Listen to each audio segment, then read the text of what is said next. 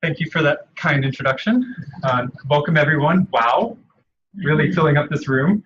It means a lot. So this is my first time ever presenting this portion of my dissertation. I spent the whole summer working on it, a lot of different moving pieces, so if possible I'm going to try and leave a good bit of time at the end for discussion and feedback and maybe work through some ideas, develop them a bit further. So some things might be a little bit rudimentary, needing further development, but please feel free feedback. And without further ado, so I historically have been more of a quantitative scholar, but wanted to go into the field and kind of get my feet wet with my dissertation, and developed a really fun relationship with the Gullah Geechee Sea Island Coalition. And as my chair, Dr. Purse, can tell you, I was all interested in a series of very specific research questions regarding displacement and resiliency. So I get there my very first day and say, well, can you all tell me about resiliency? They go, oh, happy to. That's a word white people use to do more bad stuff to us. Oh, okay, great. Can you tell me about displacement? We're going to be right here. We're not moving. Okay, so both theoretical frameworks completely out the window in the first two questions. Great. So began developing them with the community, with the Gullah Geechee and the different communities there, developing these research questions in a dialogue back and forth. Many emails working towards how do I best word this? How do I develop something that benefits them as well as my research interests? So in doing so, we developed a participatory action type project. And this is my first of its type, so it was a lot of learning. I stubbed my toe, I think, a couple hundred times along the way. And to begin, let's get into who the Gullah Geechee are, because many people in the South don't know them. Especially being a white Southerner, raised even within the Gullah Geechee corridor, I didn't know about them until I was well into my 20s.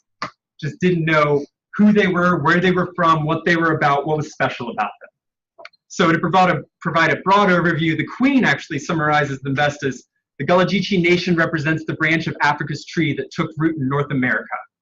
They are an Afro-Indigenous community stretching throughout the Sea Islands, all the way from Jacksonville, Florida, up to Jacksonville, North Carolina. That's a huge piece of land. Many islands stretching in between, many pockets in which different communities develop different mores, practices, and really a whole different way of being than what I've become accustomed to as a white Southern male. Further, they have a distinct culture with a unique Creole language and a religious tradition unlike anything I've ever seen. I'll get into a little bit more of that in a minute. Further, they've actually been targeted for discrimination for centuries. Geechee was an insult for hundreds and hundreds of years. Oh, they're Geechee, they're backwater, we don't mess with them. Further, they were discriminated against because many of their ancestors directly coming from West Africa have a darker complexion than most other ex-slave communities or even migrants from Africa. And as a result, they were very easy to be seen as, oh, they're Gullah. We don't mess with them. Further, their language is attacked for being degenerate. Their accents and dialects unto themselves were targeted. So finding jobs for them was oftentimes very hard. Many of them can code switch into white speak like that. It's amazing, especially when you see them flip back and forth. As many bilingual people know, probably switch back and forth when you're talking to someone. They do that like it's just, oh, A, B, same sentence and back again. Their oral histories is actually how they convey themselves to their next generation. They don't write down as much of this stuff as, say, others tend to, other communities. And they have a communal way of life. They share things. They actually have a sense of community that's quite different from anything that I've known. And then lastly, they're communitarian. I asked them, oh, you have a queen, so you're all matriarchal. No, we just take care of everybody. Okay, so that's different. My way of thinking is some kind of way of hierarchical. They're more egalitarian and horizontal. And in doing so, they rely on subsistent agriculture and aquaculture. They're big on fishing and farming. And wow, they're good at it. So in 1999, they passed their constitution and thereby declared self-determination and a sense of autonomy. They wanted to be recognized for their richness in their culture, their language, their religion, and all these different aspects.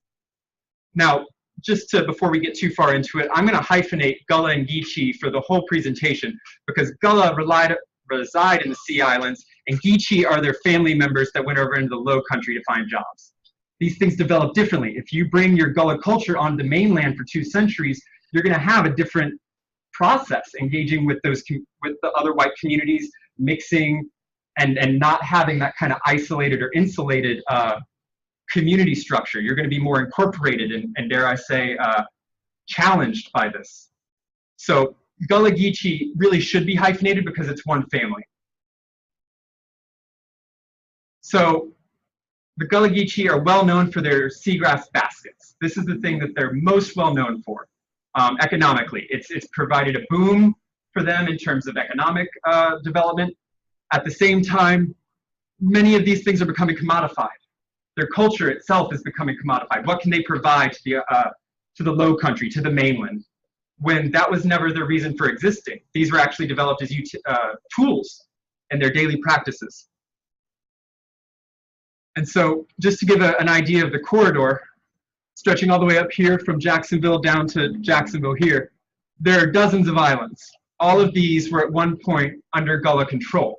After the Civil War, General Sherman's march and his famous Field Order 15 made up its own land redistribution policy. Now, he gave all the Sea Islands to the Gullah and the new freedmen groups. Does anyone have an idea why he came up with this particular tact? The Gullah have been historically, in many ways, immune to malaria. White people wouldn't go there. So as a result, it created a situation where white people wouldn't travel into these islands. And it was really hard to get to many of them. It would really take some time if you didn't have all the bridges connecting the islands to reach St. Helena. Now, General Sherman's special field order, he had a meeting with the new Freedmen Bureau on January 12th, 1865, and then 4 days later issued Field Order 15 and said, the country bordering St. Johns River, Florida are reserved as a set apart for the settlement of Negroes now made free by the acts of war and proclamation of the President of the United States. Furthermore, at Beaufort, he started naming the exact cities where he was talking about. Hilton Head, Savannah, Fernandina, St. Augustine, Jacksonville. No white person, whatever, unless military officers and soldiers detailed for duty will be permitted to reside. So these islands really had autonomy for quite a period of time. Now, at the same time, many of them living there, even during the Civil War, were somewhat free, partially free, but even though these islands were under control by slave plantations, which were, in fact, brutal. Now, fast forwarding to today, we've seen an immense amount of development. The National Park Service has recognized the Gullah Geechee corridor stretching between the two Jacksonvilles and 50 to 100 miles inland, based on where they've resided. But these areas have been prone to huge amounts of development. I mean, in a 20-year time period, seeing a population quadruple. These areas are blowing up, as many people refer to it. The slave plantations in the area still retain many of their names. You still see plantation Frogmore, Fripp. The same names are still bearing all over these islands. Before I go any further, this is the capital of the Gullah Geechee Nation, St. Helena. That's where I spent most of my time doing my fieldwork this summer. And to just go ahead and cut to the obvious, sea level rise poses an immediate threat to the Gullah Geechee Nation. I attended a number of conferences with the Gullah. They put on their own. They don't go to others, they bring others to them. And when I sat down in the room, they had the NOAA scientists sitting next to filmmakers, sitting next to me, a low scholar, trying to figure out exactly what was going on. Some real grand intellectuals in the room, professors at Beaufort who are Gullah Geechee, who have advanced Gullah Geechee studies well beyond anything I could summarize in a single presentation. But many of their islands are facing serious threats. This is a 6-inch sea level rise. But a 6-inch sea level rise isn't only going to put large amounts of the island underwater, it makes it prone to even further tides and flooding. The flooding is the real problem here. And now, before getting into the real historical dimensions of this, we have to talk about Frederick Douglass and Du Bois. Douglass actually wanted to say, oh, get out of the South. Slavery did us terribly. This region has not served us. Go, run. and many did. They followed the Douglass route. However, Du Bois actually argued, no, stay. There are many areas in the South that will remain autonomous because the concentration of African American communities, specifically throughout the Black Belt. Now, although the Gullah do not fall in the Black Belt, they kind of constitute a second belt in a way, stretching along the Sea Islands.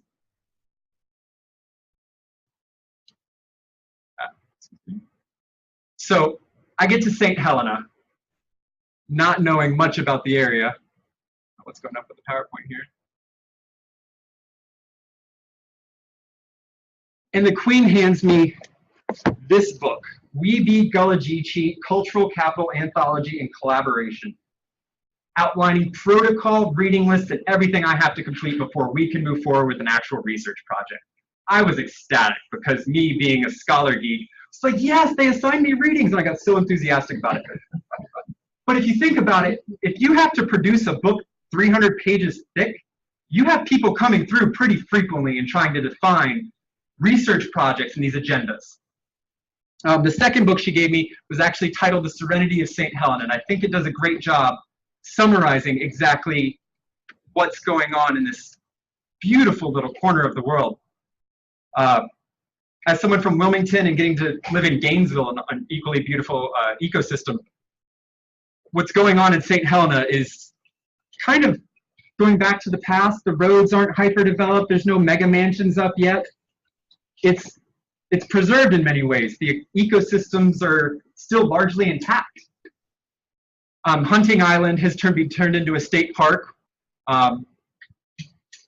The ecosystem is still very coastal. Many of the roads remain unpaved because the taxes have not been raised high enough to put in said roads. Pros and cons to that. And then lastly, agriculture is still huge in this area. And let's see if it goes. I cannot talk about my research project without talking about Queen Quet. It is an honor to have become a close friend, scholar, ally, I hope to say, in collaborating and working with the Gullah Geechee, but in many ways, she's the gatekeeper. She's the one that says you can come in or you can't. She's the one that gives you the anthology book to go home and read in the homework assignment. But in doing so, she was born Marquetta Goodwine, and she's an author.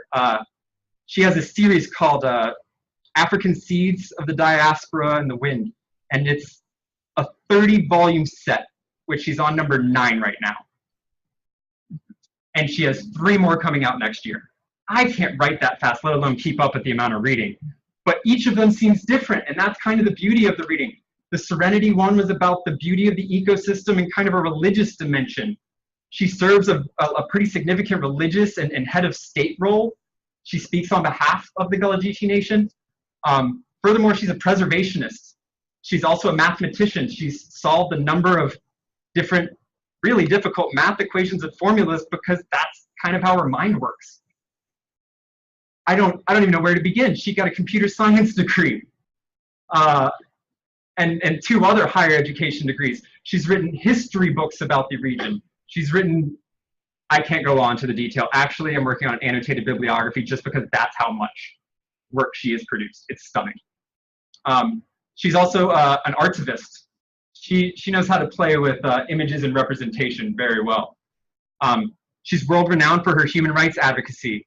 She founded the Gullah Geechee Sea Island Coalition in 1996 when Geechee was still an insult and, dare I say, a curse word.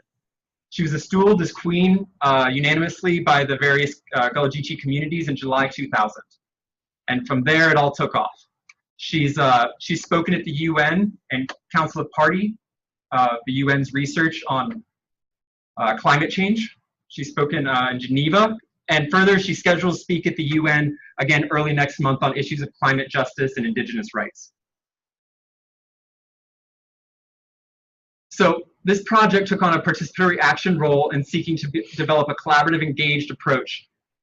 Really what they're very concerned about is the scholars who come in, take all the knowledge, traditional knowledge as we tend to refer to it in the academy, write it up in an article and say, look at what I did, without ever even referencing their sources or what they gave to have them come to be studied. It's in many ways predatory. And that's That's how I saw it coming in, and still do to this day.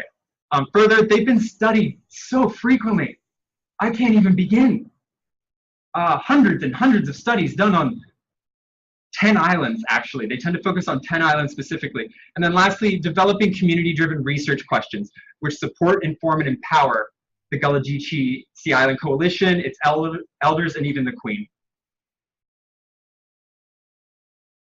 Further, the anthology calls for scholar activism if you want to engage. And they ask that you channel resources back into the community. If you take something, give something back. Your research design should aid, not impede, local community efforts. Oftentimes, you take a finding back out into the academy, make it loud noise. People then know that they can go capitalize on that. Scholars are, in many instances, the tools for neoliberal exploitation. And then lastly, help explore the barriers to activism being faced by these communities. The 10 guidelines that they specify are to respect the living culture, communicate your aim early, which mine went right out the window as I opened with, couple analysis with dialogue, talk about it, see if that's how they see it. Don't speak Gullah if you're an outsider. Don't come in doing that. Don't push others to speak Gullah, which apparently is a serious thing that a lot of tourists love to do. Hey, can you give me a few words? What's it mean? Hey, can you draw a symbol for me that I don't understand? It's really insulting, and it goes on every day in these areas. Further, don't superimpose your understanding, especially me as a white male, relatively privileged outsider. Respect the protocol. Ensure your sources, follow through on the responsibilities, and then lastly, submit your final study to their archive, which is pretty big. I dream of getting access to this archive. The amount of things in there are amazing. Since they're oral traditions, they write many of them down in transcript form. So that's what I want to do in the future. Just go ahead and put that out there. Now, my theoretical frameworks for understanding. I didn't actually have one when I went into the field. Then again, I am a sociologist, and I've been programmed a very particular way. Relentlessly programmed, dare I say, looking at my chair. Gemeinschaft and Gesellschaft ideal types. This is at the core of sociology. Durkheim and Weber both pointed out that you have Gemeinschaft, traditional communities based on social relationships, and then you have the Gesellschaft, mechanistic, economic-oriented, and efficient ways of being, which are more about production and not knowing people, but rather being able to exchange money for anything and everything. I'm also an environmental justice scholar, so I drew upon my spatial approaches from Bullard, Mohai, Dorstetta Taylor, Bruhl, Wright, Schlossenberg, but then while in the field realized this isn't a classical EJ definition, and it's also not a second generation EJ definition, which is look at this pretty map, pollution's bad. This is critical EJ. This is the third generation presently still emerging in the work of scholars like Pello, and particularly a special issue of Antipode that came out in 2009. Pello argues that critical environmental justice needs to go back to the roots of EJ and say, well, if you're going to apply injustice, we need to not just do it in a strictly legal sense. We need to see injustice as a cultural process, exploitation broadly considered. And then lastly, while at AAG and the critical environmental justice part, I came across the work of Omni and Wyant, referring to racialized territorial formation, which is actually a political science concept to describe the way in which North America has been developed with racialized understandings. Oakland cannot be separated from the Black communities that reside there.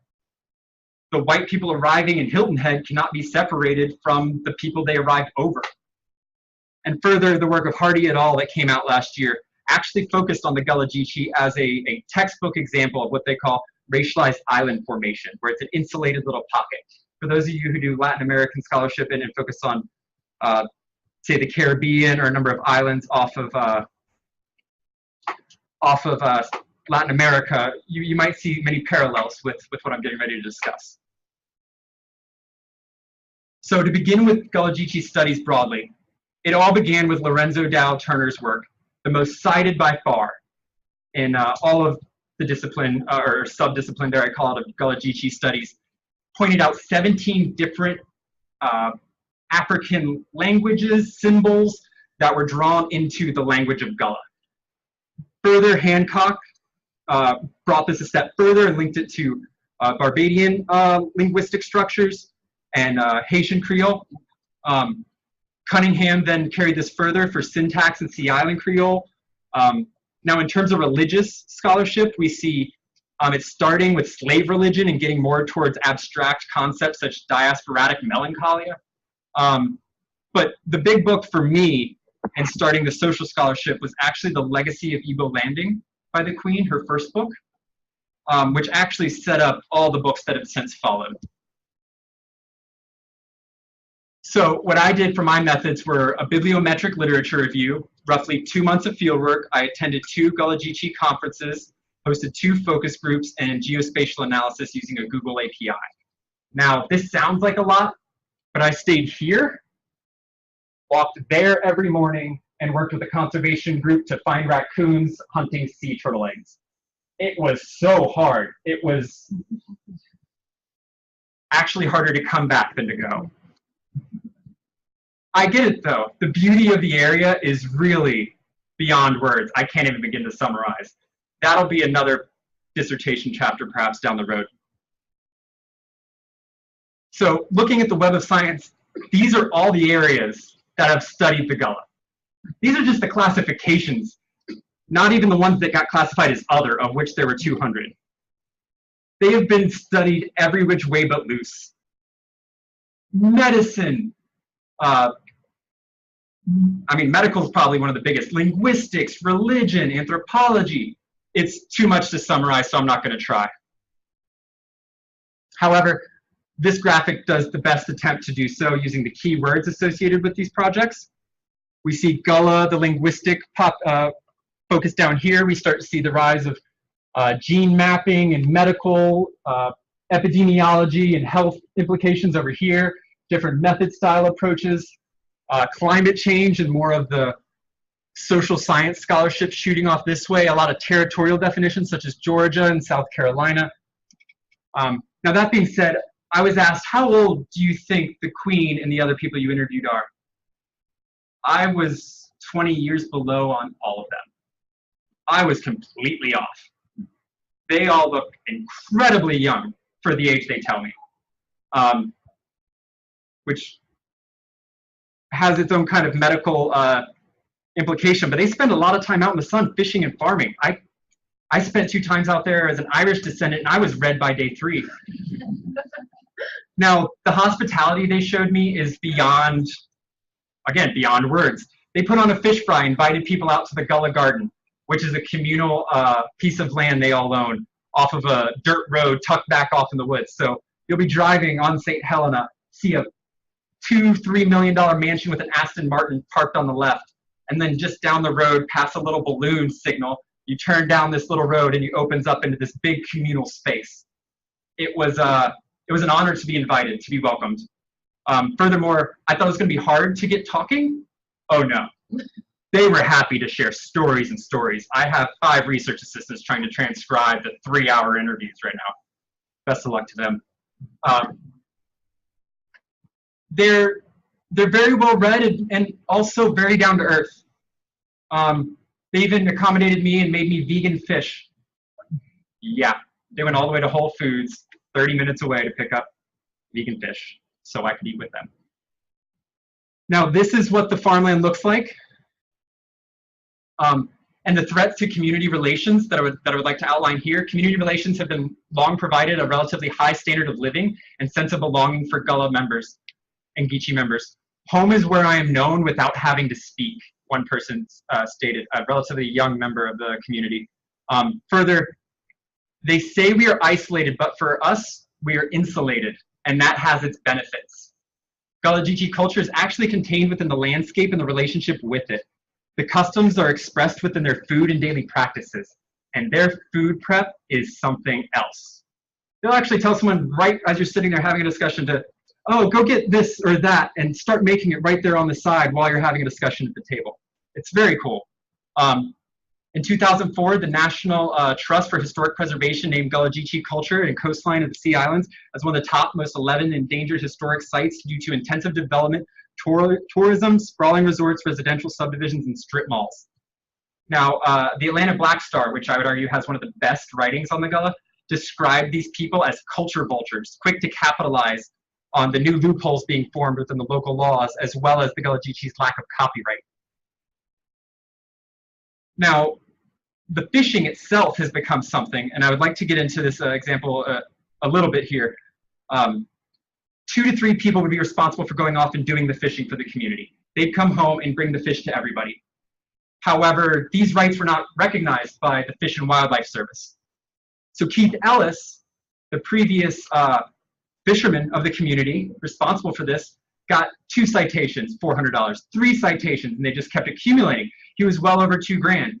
Then one day they came and he was just gone. He's presently serving a 10-year sentence in a penitentiary for catching fish because he's only an individual and does not have indigenous rights to the water.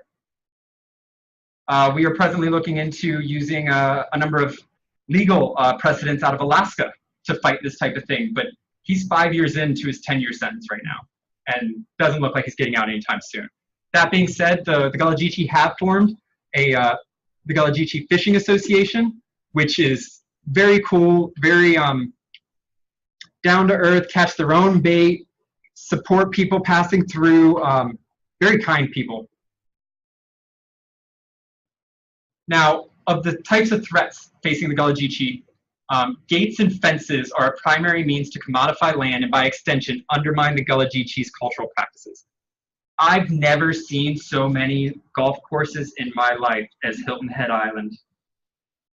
Across the street from a golf course is another golf course, bordering a 3rd golf course, and a 4th golf course behind that. I honestly couldn't go into all of the gated communities, but I did have a lot of fun sneaking in and trying to make up names to get me by the gate, which was really interesting until I started to realize that many of them have a 65 and under rule. You have to be escorted. So I was too young to be escorted by many of the gates. Further, these places are really ahistorical. These golf courses, strip malls, and hordes of white retirees have come to dominate the whole corridor.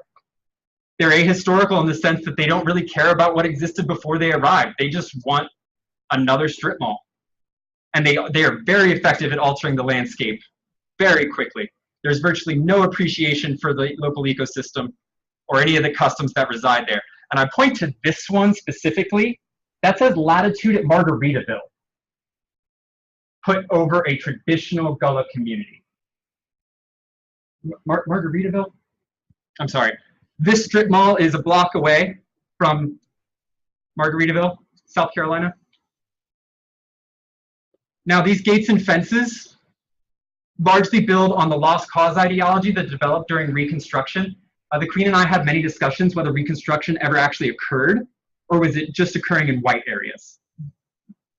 Because development never really came into many of the freedmen communities.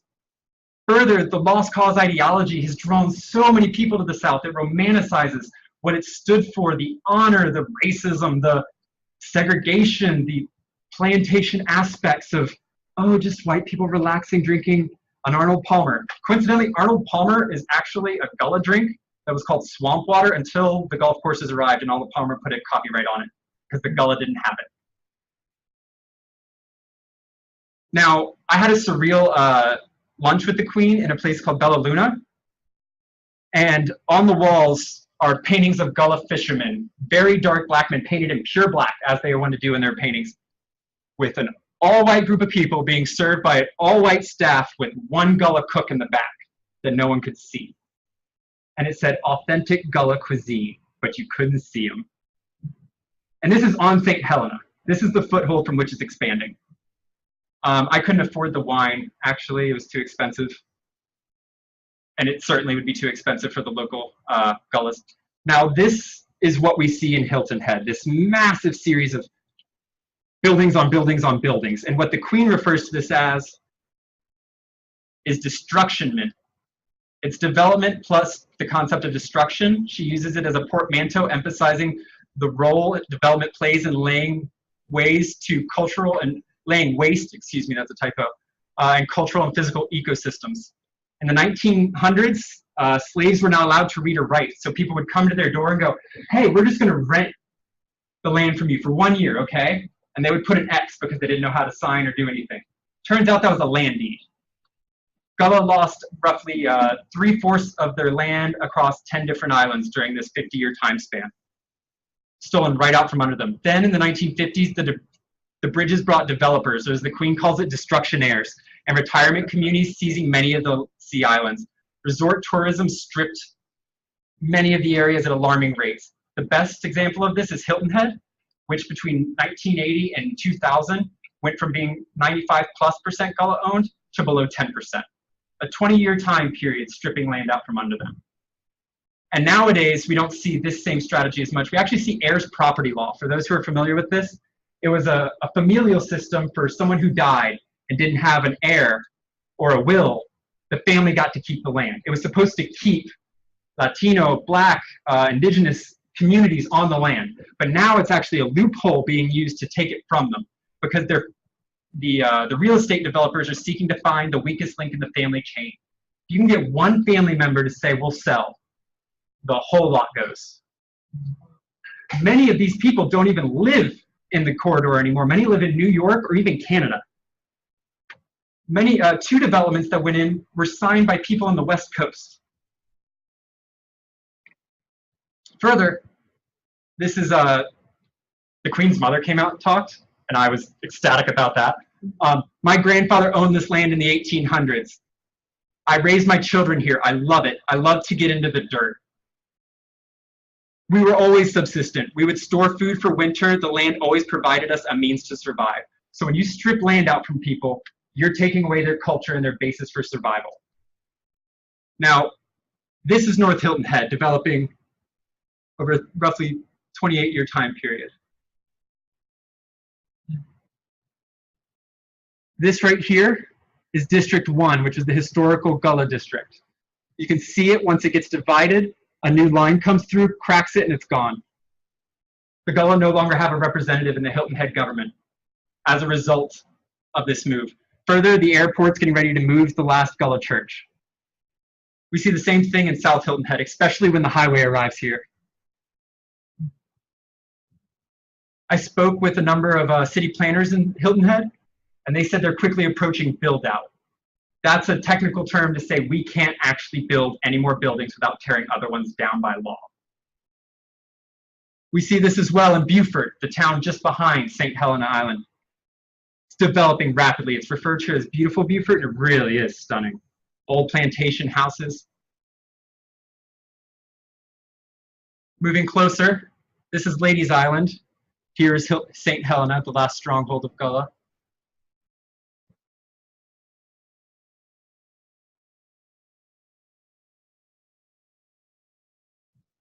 The rate of development is incredibly rapid. This is Paris Island, the military base just near, between Hilton Head down here to the south and St. Helena.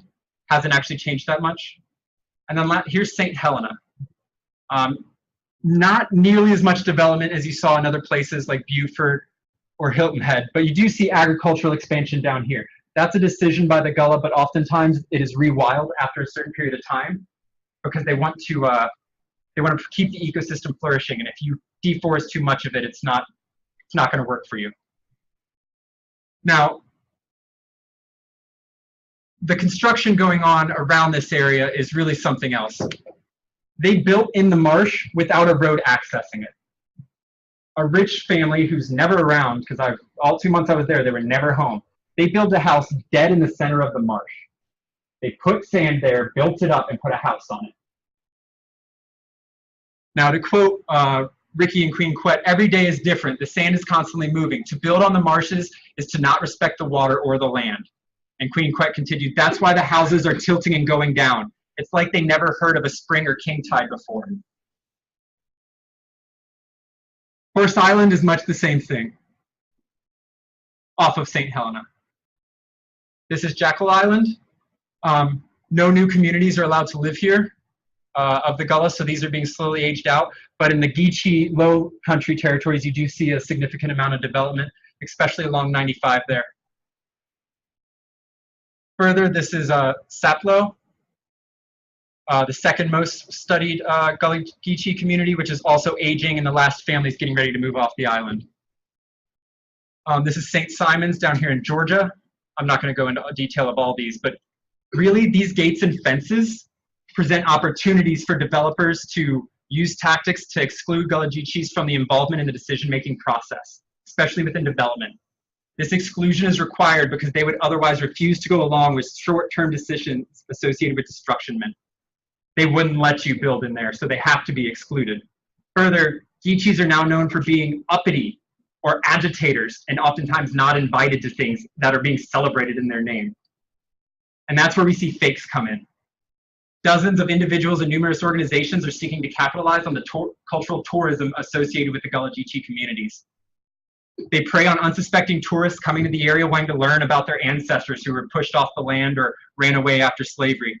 At least 17 non-Gullah Geechee affiliated groups are active in Beaufort and St. Helena alone. You see people doing crazy things. I can't even get into the detail. In Beaufort, there was a Gullah Geechee celebration and we were not invited. When we attended, we found out there were paid actors from Ohio and Michigan putting on an act pretending to be us, faking the dialect. It was outrageous. They were handing out shirts with Gullah Geechee slogans that nobody in the tour could even, or in the tour, or even the tour guides could read. When they heard us speaking Gullah, they would stop the tour and ask for assistance because they were making it up as they went along. We didn't say anything.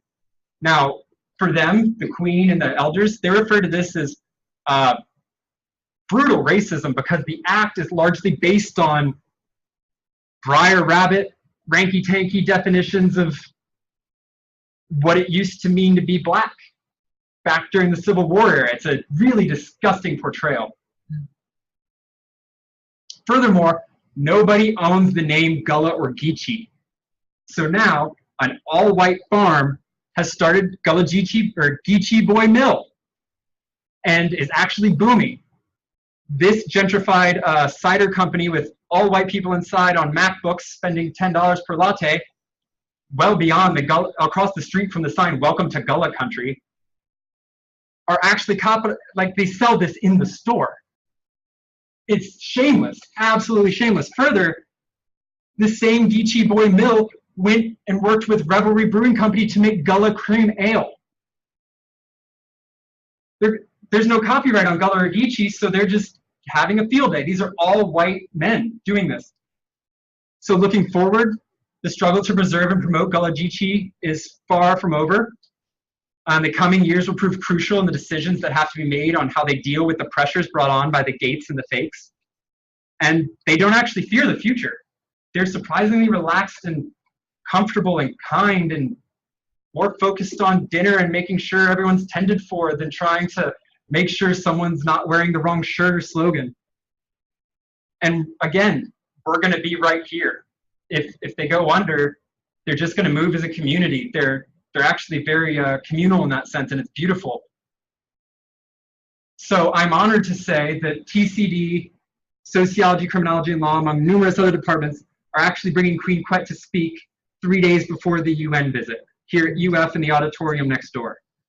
The big one, the 450+ one. So please do invite friends. It is free and open to the public. It's at 7 p.m. on Tuesday, the 25th. It is a part of the Save the Sea Islands World Tour. Right now she flew out west last night to go give a speech. I can't recall what city. So to close, we have witnessed the tearing down of things that we have built up and seen our communities practically fall apart before our eyes. We want and need to combat this and rebuild our families, our organizations, and our institutions. That's from the opening page of the Queen's first book in 1988.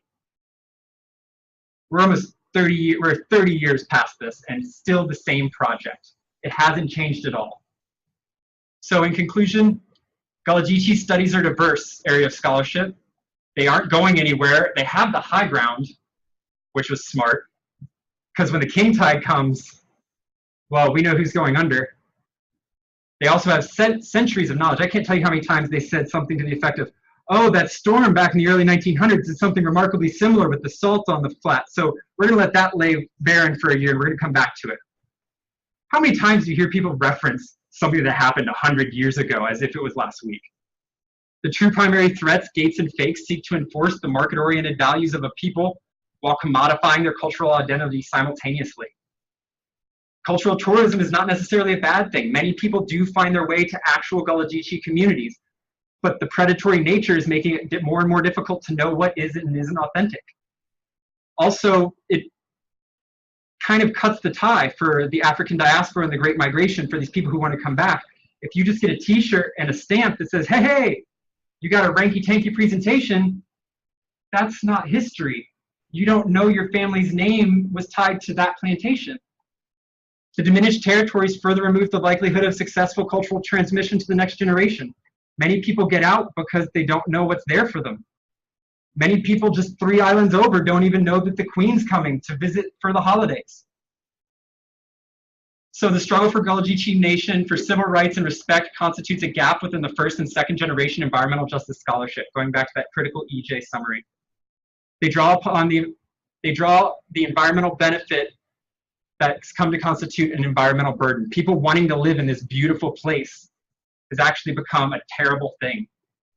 Sea island gentrification is a serious cultural implication. Rich histories are being whitewashed and systematically undermined by crazy legal schemes, increased land values, and climbing taxes.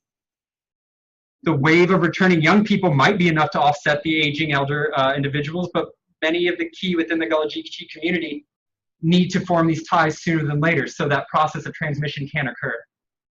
And I'm going to close on a high note because not only are the Gullah Geechee colorful and have amazing slogans and are always super positive, an empty sack cannot stand on its own. The Penn Center, the single school where most all the Gullah Geechee were educated, had a fence put up around it, and they turned out, and it was more of a festival than a protest. So with that, thank you. And any questions or feedback is always appreciated.